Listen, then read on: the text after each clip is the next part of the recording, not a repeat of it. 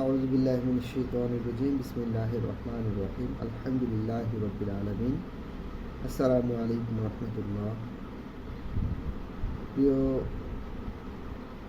ভাই বন্ধুগণ, আশা করি আল্লাহর ফজলে সবাই ভালো আছেন, সুস্থ আছেন। যারা অসুস্থ আছেন আল্লাহ তাআলা তাদেরকে নেক হায়াত দান করুন এবং দ্রুত সুস্থ করে দিন। আমার জন্য দোয়া করবেন। তো আজকে আমি একটা সূরা নিয়ে এসেছি, একটা কোরআন শরীফের একটা ছোট সূরা। আল্লাহ তাআলা এই সূরাটির 3টি আয়াতে নাজিল করেছেন, 3টি আয়াতের মাধ্যমে। 3টি আয়াত হলেও অনেক গুরুত্বপূর্ণ আপনার অর্থ বহন করে এই সূরাটা। তো আমরা সেই সূরাটার নাম অবশ্যই অনেকেই জানেন, একদম ছোট সূরা কোরআন শরীফের, সেটা হচ্ছে সূরা আল আসর। মক্কায় অবতীর্ণ হয় সূরাটি। তো আমি সূরাটি নিয়ে একটু আলোচনা করার চেষ্টা করি। আপনার এখানে প্রথমে আল্লাহ তাআলা বলেছেন ওয়াল আসর। এখানে আল আসরি শব্দের অর্থ হচ্ছে যে সময়ের শপথ। সময়ের এত কিছু থাকতে সময়ের শপথ কেন নিতে হলো? সময়টা আসলে অনেক গুরুত্বপূর্ণ। সময়টা এতই গুরুত্বপূর্ণ যে আমরা যদি সময়ের সাথে কাজ না করি তাহলে আমাদের অনেক ক্ষতি হয়ে যাবে। সেটা দুনিয়াবি ক্ষতি হতে পারে, সেটা পরকালীন ক্ষতি হতে পারে। আপনি যদি সময়ের সাথে ধরেন দুনিয়ার কথাই চিন্তা করি, আপনি যদি সময়ের সাথে না খেয়ে থাকেন তাহলে আপনার শরীর খারাপ হবে। আপনাকে ডাক্তার ওষুধ দিয়েছে, সময়ের সাথে না খেয়ে থাকেন, সেটা আপনি এখন বলছে যে খাবার আগে খাবেন, আপনি যদি খাবার পরে খান সেটা কি ভালো কাজ করবে? করবে না। আপনার এখন ধরেন যে খাইতে দিছে আপনাকে দুপুরবেলা, আপনি সেটা রাতে যদি ডাক্তারের কথা অমান্য করে খান তাহলে হবে? হবে না। অনুরূপভাবে আপনার পরকালীন কাজের ক্ষেত্রেও আমরা যদি আল্লাহ তাআলার কথাগুলো না শুনে থাকি, না শুনে যদি আমরা নামাজ ধরেন যে আমরা দেরি করে পড়ে থাকি, তারপরে হচ্ছে যে রমজান মাসে যদি ধরেন 30টা রোজা 30 দিনে দিতে বলছে এবং 30টা রোজা হয় অনেক সময়, তো আমরা যদি ওই রমজান মাসে যদি রোজা না রেখে পরের মাসে যদি আমরা সেই রোজাগুলো দেই সেটা থেকে হবে? হবে না। এই জন্য সময়টা হচ্ছে অনেক গুরুত্বপূর্ণ জিনিস, যে সময়ের কাজ সময় করতে হয়। এই জন্য আল্লাহ তাআলা হয়তো এখানে সময়ের শপথের কথা বলেছেন। তো যাই হোক, তারপরে বলা হয়েছে ইন্নাল ইনসানা লাফি খুসর, মানুষ অবশ্যই ক্ষতির মধ্যে নিমজ্জিত আছে।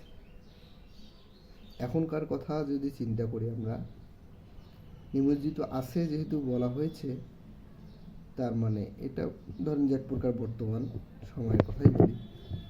আপনি যদি আশেপাশে খেয়াল করে থাকেন, এখানে নিমজ্জিত কি বলছে? মানুষ অবশ্যই ক্ষতির মধ্যে নিমজ্জিত আছে। আমরা মানুষ ক্ষতির মধ্যে নিমজ্জিত আছি কিভাবে? নানানভাবে নিমজ্জিত আছি। সেটা হচ্ছে যে সিন্ডিকেট করে, মানুষকে হত্যা করে, মিথ্যা কথা বলে, নামাজ না পড়ে, সঠিকভাবে দ্বীন ইসলামের পথে না চলে বিভিন্নভাবে আমরা ক্ষতির মধ্যে আছি। অবশ্যই সকলেই আছি। আর ধরেন যে এখন এমন এক সময় আসছে যে আলেম ওলামারা নিজেদের মধ্যে মিল নেই, তারপর মিল থাকার চেষ্টা করে, তারপরে বাকি তো আলেম ওলামা বাদ দিয়ে সাধারণ মানুষের কথা কি বলবো, অন্যরকম একটা অবস্থা।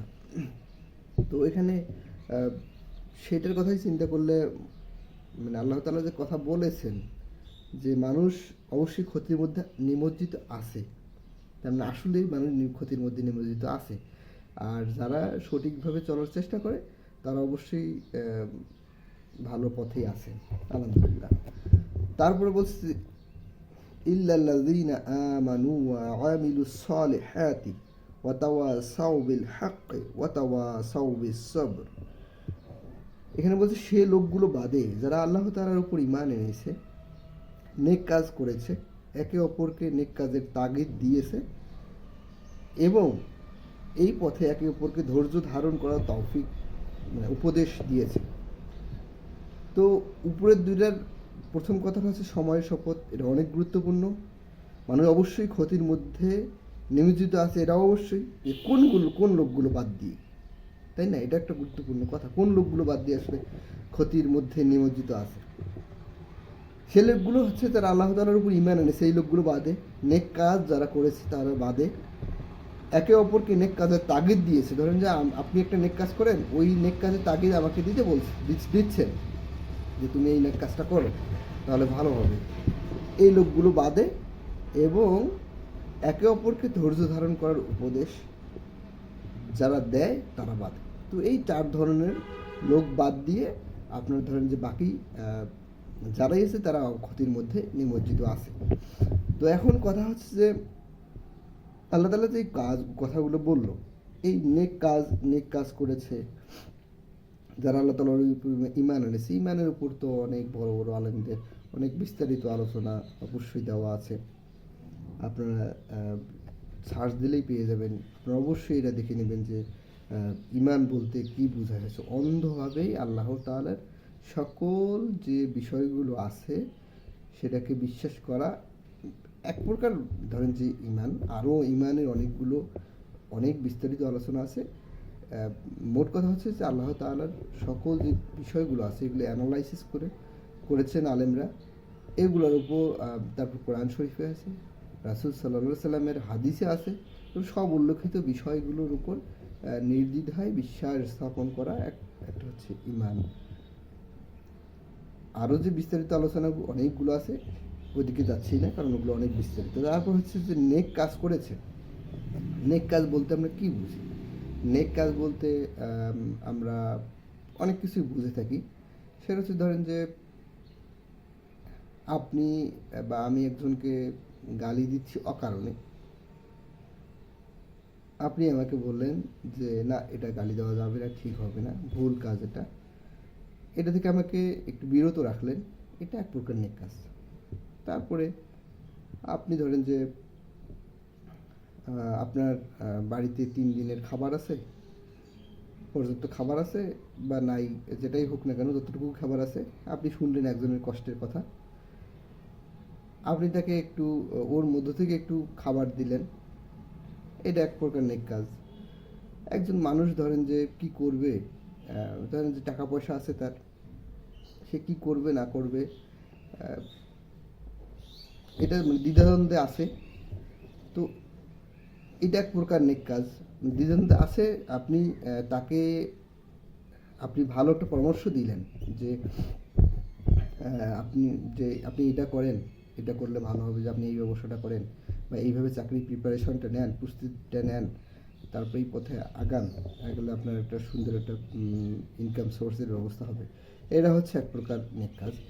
তো এই নেক কাজগুলো যারা করে তারা বাদ দিয়ে একে অপরকে নেক কাজের তাগিদ দেয়। মানে আমি যেটা একটু আগে বললাম যে আমি ধরেন যে একটা খারাপ কাজ করতেছি, আপনি আমাকে বললেন, ধরেন যে আমি একটা গাছের পাতা অহেতুক ছিঁড়ছি, আপনি আমার থেকে ওটা থেকে একটু বিরত রাখলেন। তারপরে ধরেন যে একটা লোক যাচ্ছে, তাকে আমি খারাপ ভাষায় গালি দিচ্ছি, হয়তো কোনো কারণ নেই, বা কারণ থাকলেও খারাপ ভাষায় তো গালিগালাজ করা অবশ্যই নিন্দনীয় কাজ, এবং রাসূল সাল্লাল্লাহু আলাইহি ওয়াসাল্লাম নিষেধ করেছেন কঠোরভাবে যে তোমরা একে অপরকে গালি দিও না। তো আপনি ধরেন যে এই গালি যে আমি দিচ্ছি মানুষকে, হয়তো আপনি এটা থেকে আমাকে বিরত রেখে বললেন যে তুমি গালি দিও না, কারণ গালি দেওয়া রাসূল সাল্লাল্লাহু আলাইহি ওয়াসাল্লাম গালি নিষেধ করেছেন, গালিগালাজ করতে নিষেধ করেছেন। তো এই যে একটা আপনি নেক কাজ থেকে আমাকে নেক কাজ করতে বললেন, তারপর আমি আপনাকে একটা উপদেশ দিলাম। তো এই জন্য বলছি যে একে অপরকে নেক কাজের তাগিদ দেয়। যে ধরেন যে আপনি আমার একটা উপদেশ দিলেন, কিন্তু আপনি পথিমধ্যে যাচ্ছেন, যেতে যেতে ধরেন যে আপনি জোরে জোরে গান বাজাচ্ছেন। আমি যখন বললাম যে না, গান বাজানো যাবে না, এবং আপনি গানটা বন্ধ করেন, তাহলে হবে যে গান বাজতে থাকলে মানুষের সমস্যা হবে। আমি আপনাকে একটা নেক কাজে তাগিদ দিলাম। এটা হচ্ছে যে একে অপরকে নেক কাজে তাগিদ দিয়েছে এই লোকগুলো বাদে। তারপর হচ্ছে একে অপরকে ধৈর্য ধারণ করার উপদেশ দিয়েছে। তো আমাদের ইসলামে যদি আমরা খেয়াল করি, খুব ভালোভাবে পরিলক্ষিত করি যদি, তাহলে রাসূল সাল্লাল্লাহু আলাইহি ওয়াসাল্লামের জীবনী যদি খুব আমরা ভালোভাবে পড়ি, বা শুধু রাসূল সাল্লাল্লাহু আলাইহি ওয়াসাল্লাম না, ওনার সাহাবীরা থেকে শুরু করে নবী, রাসূল, সাহাবা, তারপরে হচ্ছে আপনার তাবেঈগণ যারা আছে, আলেম ওলামা যারাই আছেন, এখন পর্যন্ত খেয়াল করলেই দেখতে পারবো আমরা যে কি পরিমাণ তারা কষ্টের শিকার হয়েছিল একমাত্র ইসলামকে প্রতিষ্ঠা করতে গিয়েই। একমাত্র ইসলামকে প্রতিষ্ঠা করতে গিয়ে রাসূল সাল্লাল্লাহু আলাইহি সাল্লামের উপর একটা অসহনীয় কষ্ট চাপিয়ে দেওয়া হয়েছিল কাফিরদের কর্তৃক। কাফিররা তার রাসূল ইসলামের উপর অন্যরকম একটা যন্ত্রণা দিয়েছিলেন, যে নামাজ পড়তে গেছেন পচা নাড়ি ভুড়ি ঘাড়ে চাপাই দিয়েছেন। আমি ধরেন চামড়ার ফ্যাক্টরির পাশ দিয়ে গেলে বা কোনো ব্রয়লার যে আপনার আছে, খামার আছে, সেই পাশ দিয়ে গেলে বা গরু খামারের পাশ দিয়ে গেলে নাক ছিটকেই যে কী গন্ধ, অথচ এগুলো পচা নাড়ি ভুড়ি রাসূলের উপর উঠাই দিছে। উনি তো এই ঝটকা দিয়ে উঠে বলতে পারতো যে এই কেড়ে আমার উপরে এগুলো চাপাই দিচ্ছে, কিন্তু উনি ধৈর্য ধারণ করেছে। তো এরকম তো অনেক কষ্ট সহ্য করেছেন উনি। তারপরে হচ্ছে যে আপনি আরও ওইরকম ইমাম আবু হানিফা আছেন, উনি দেখেন যে কী পরিমাণ কষ্ট করছে কারাগারে, তারপরে কীভাবে মারা গেলেন, আল্লাহ তাআলা ওনাকে নিয়ে নিলেন। তো এইগুলো অনেক ধরনের আছে। তারপর ইদানিংকালের আমাদের যতগুলো আলেম আছেন, সুপ্রসিদ্ধ আলেমগুলো, যেমন আল্লামা সাঈদী, তারপর হচ্ছে যে এখনও যারা জীবিত আছেন, আল্লামা মামুনুল হক থেকে শুরু করে এরকম আলেমদের উপর কী পরিমাণে আপনার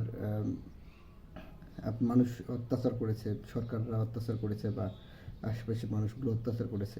তারপর ওনারা ধৈর্য ধারণ করেছেন, আল্লাহর উপর তাওয়াক্কুল করে এখনও আলহামদুলিল্লাহ টিকে আছেন। আর যারা মারা গিয়েছেন তারা অবশ্যই আল্লাহ তাআলা ওনাদেরকে উচ্চ সম্মান অবশ্যই দিয়েছেন, আমি আশা করি। তো কথা হচ্ছে যে এই যে ধৈর্য ধারণ করার যে উপদেশ, এটা মানে আমরা একে অপরকে দেওয়া উচিত। ধরেন এখন যে বিষয়টা হচ্ছে যে আপনি ধরেন দুনিয়া এত দ্রুত পরিবর্তনশীল হচ্ছে, ইনকাম মানুষের ইনকাম সোর্স, ইনকাম করার যে পদ্ধতিটা, এটা অনেক কঠিন হয়ে গেছে, মানুষ অনেক কষ্ট করে চলছে। আপনার ধরেন যে অনেক দেখা যাবে যে মসজিদের মুয়াজ্জিন কত টাকা পায়। তো ওনারা যদি অধৈর্য হয়ে যায় তাহলে অন্যরকম একটা অবস্থা হয়ে যাবে তাদের পরিবারের। তো এই জন্য আমরা একে অপরকে ধৈর্য ধারণ করার উপদেশ দিব আমাদের নিজেদের জায়গা থেকে। আমরা তাদের জন্য দোয়া করব, ধৈর্য ধারণ করার উপদেশ আমরা দিয়ে থাকব। তো এইটা হচ্ছে এই সূরা আল আসরের যে এই তিনটা আয়াত আসলে বিশাল একটা তাৎপর্য বহন করে। তো আজকে এই পর্যন্ত সামান্য আলোচনা করার চেষ্টা করেছি। এইগুলো জিনিস তো সূরা আল আসর কেন, একটা আয়াতের একটা শব্দ, এরও বিশাল তাৎপর্য রয়েছে। বিশ্লেষণ করলে যারা বড় বড় আলেমগণ বিশ্লেষণ করেছেন, অনেক বিস্তারিতভাবে বিশ্লেষণ করেছেন। তো আমরা যদি আমাদের নিজেদের দিক থেকে চিন্তা করি, নিজেদের দিক থেকে আমরা এই অর্থগুলো, শানে নজুলগুলো পড়ার চেষ্টা করি, তাহলে আমরা নিজেরা আসলেই অনেক কিছু জানতে পারবো, শিখতে পারবো। যদি রিসার্চ করার চেষ্টা করি, যতটুকু সম্ভব অনেক কিছু জানতে পারবো আমরা। এবং এগুলো আমাদের যেহেতু সরাসরি আল্লাহ তাআলার কথা, এই জন্য আমাদের ভিতরে অন্তরে এটা খুব ভালোভাবে কাজ করবে। তো এই জন্য আশা রাখি আমরা সবাই যতটুকু সম্ভব এগুলো পড়ার চেষ্টা করব। আল্লাহ তাআলা আমাদেরকে সেই তৌফিক ইনায়াত করে দিক। আল্লাহ আপনাদের সবাইকে সুস্থ রাখুক, সুন্দর রাখুক। আসসালামু আলাইকুম ওয়া রাহমাতুল্লাহ।